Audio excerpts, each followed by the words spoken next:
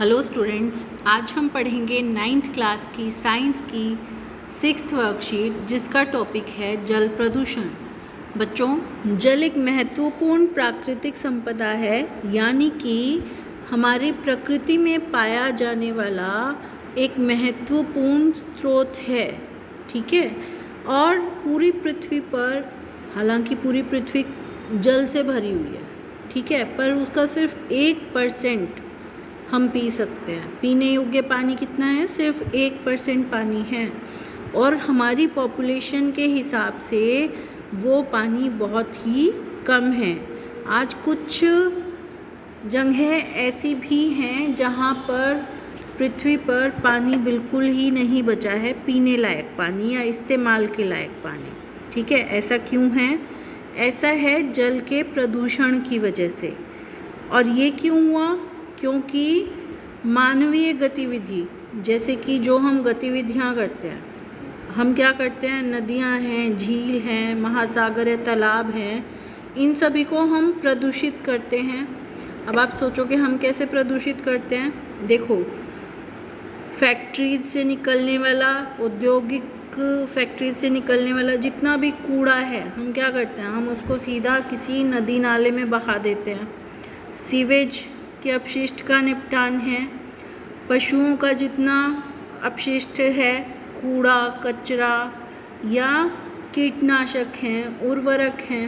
अब कीटनाशक और उर्वरक हालांकि ज़रूरी हैं, पर जब हमने उनको फसलों में डाला तो वो क्या होगा, पानी के थ्रू, पानी भी तो डलेगा ना, पानी के थ्रू क्या होगा, मिट्टी से और नीचे पानी में चले जाएंगे, तो पानी क्या हुआ, संदूषित हो गया, है ना। ये सारी चीज़ें मिलकर जल को प्रदूषित कर रही हैं। और कौन से जल को प्रदूषित कर रही हैं? अधिकतर पीने वाले जल को प्रदूषित कर रही हैं।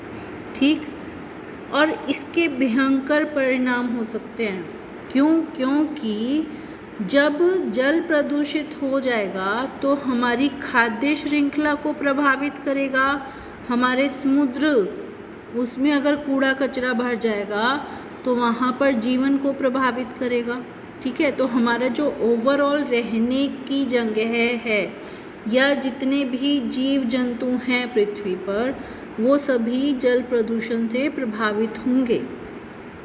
ठीक है। और अगर प्रदूषित जल को पी लिया जाए तो बीमारियां हो जाएंगी, ठीक है ना, रोग फैलेंगे।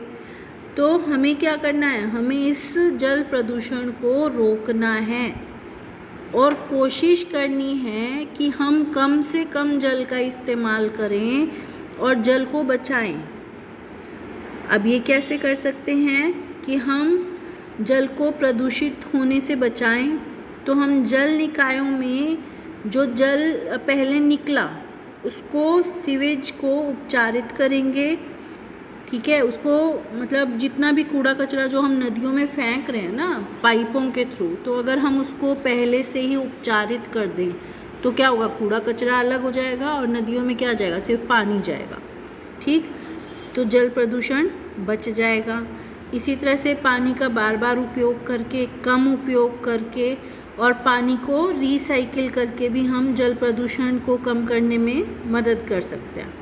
साथ ही एक बायो कंट्रोल का तरीका है कि वाटर हायसिंथ नामक जो प्लांट है, वो पानी में जब होता है तो सारे जहरीले रसायनों को अवशोषित कर लेता है।